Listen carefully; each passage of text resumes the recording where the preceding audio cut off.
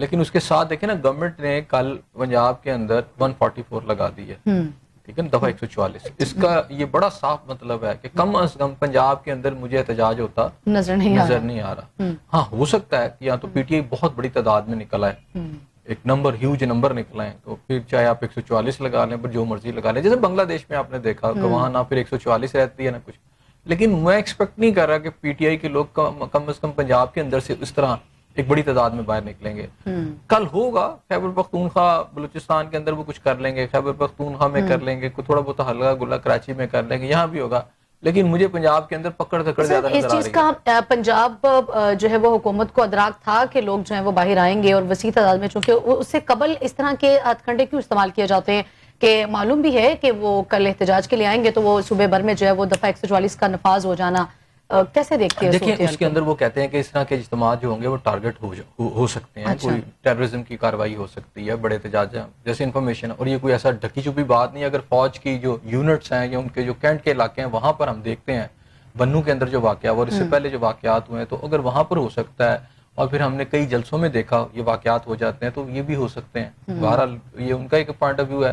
اب بہرحال گورنمنٹ نے 144 لگا دی ہے, تو مجھے تو نظر نہیں آ رہا پنجاب کے اندر کچھ ہوتا ہوا. اب عمران خان صاحب کے تھوڑا سا پہلے میں چلوں گا کہ جو ان کی جو صورتحال ہے جس کے اندر ان کی جسمانی ریمانڈ جو ہے وہ ختم کیا گیا ہے, تو اب اس کی لیگل پوزیشن جو مجھے نظر آتی ہے وہ مجھے یہ نظر آتا ہے کہ عمران خان صاحب پہلے ہی جیل میں ہیں, تو جب عام طور پر جب جوڈیشل ریمانڈ یہ ریمانڈ ختم ہو جاتا ہے تو بندہ جوڈیشل ریمانڈ پہ چلا جاتا ہے, اس کو جیل بھیج دیا جاتا ہے, تو وہ آلریڈی جیل میں ہے. اب اس کی اور پھر آپ کی جو بھی تفتیش ہونی ہوتی ہے پھر وہ وہاں پر ہوگی, یا پھر ٹرائل جو ہے وہاں پہ چلتا ہے, ٹھیک ہے. تو اب وہ آلریڈی وہاں پر ہے. کچھ کیسز میں اگر دیکھا جائے تو کچھ اور بھی کیسز ہیں جس کے اندر ان کی کسی میں گرفتاری ہے, ٹھیک ہے, کسی میں وہ ضمانت پر ہیں, اور کچھ یہ کیسز ہیں. تو اب تو یہ ہے کہ 1 بائی 1 وہاں پہ اب ٹرائل ہوگا سارا کیسز کا, اور ان ٹرائل کے بعد اگر ان کی ضمانت ہوتی ہے تو پھر وہ ایک بہتر پوزیشن میں آ جائیں گے باہر نکلنے کے حوالے سے. تو مجھے لگتا ہے کہ چیزیں اگر آج اسی طرح چلتی رہیں, اسی طرح جیسے آج نظر آتا ہے کہ ان کا فزیکل ریمانڈ نہیں ہونے دیا گیا, تو پھر آپ یہ سمجھیں کہ خان صاحب کی آزادی کی امید تھوڑی سی بہتر ہوئی ہے پہلے کی نسبت. ہاں, وہ جو کہا جاتا ہے نا 2-3 سال اندر رہیں گے, لیکن جس سپیڈ سے عدالتیں یہ فیصلے دے رہی ہیں, جیسے پورے 12 کیسز میں ہی انہوں نے مانگا جسمانی ریمانڈ, تو انہوں نے قلعدم قرار دے دیا, اور بالکل انہوں نے قلعدم قرار دے دیا گیا. اس کا مطلب یہ ایکسٹرا آرڈنری طریقے سے یہ فیصلے ہو رہے ہیں. تو اگر اس طرح فیصلے ہوتے ہیں تو پھر ڈیفینیٹلی آپ دیکھ لیجئے گا کہ خان صاحب کی وہ جو امید ہے باہر آنے کی وہ بہتر ہو گئی ہے. گورنمنٹ کی جانب سے یہ کہا جا رہا تھا جیسا کہ ان کے پاس جو ہے وہ نومی کے حوالے سے بھی اور سارے معاملات میں انہوں نے کہا کہ ہمارے پاس جو ہے نا وہ جو پروف ہے, جو ثبوت ہے, وہ مور دین سفیشینٹ ہے.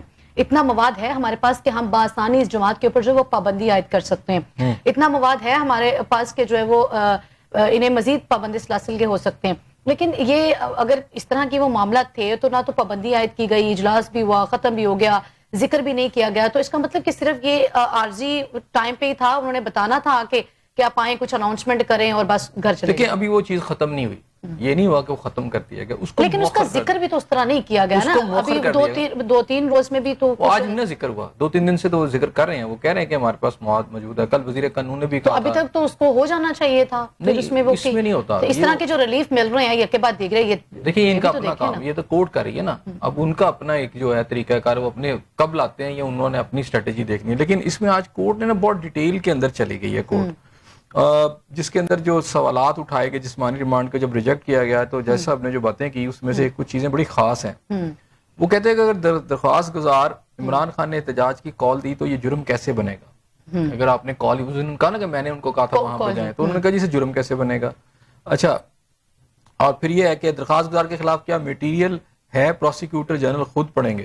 اچھا, انتشار کو ثابت کرنا سب سے مشکل کام ہوتا ہے. جسٹس طارق سلیم شیخ, انہوں نے کہا جی آپ انتشاری پارٹی دیکھیں نا. آج وہ جو پوائنٹ ہے, یہ جو اسٹیبلشمنٹ نے جو پریس کانفرنس کیا, یہ سمجھے وہ بھی ٹارگٹ ہو رہا ہے, ان کے سارا پوائنٹ ہے وہ بھی اس پہ ٹارگٹ ہو رہا ہے. ٹھیک ہے, پھر عمران خان کے ٹویٹ سے زیادہ دھمکیاں تو آج کل ججوں کو مل رہی ہیں, جسٹس انوار الحق صاحب کا کہنا تھا.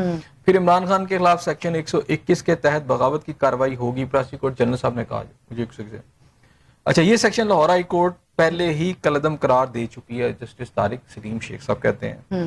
اچھا, پھر یہ ہے کہ سوال یہ ہے کہ آپ کو جسمانی ریمانڈ کیوں چاہیے, آپ نے پولی گرافک ٹیسٹ کرانا ہے, تو ملزم تو ویسے ہی جوڈیشل کسٹڈی میں, آپ خود کہہ رہے ہیں کہ مجسٹریٹ کے پاس تمام اختیارات ہیں کہ یہ ٹیسٹ کرائے.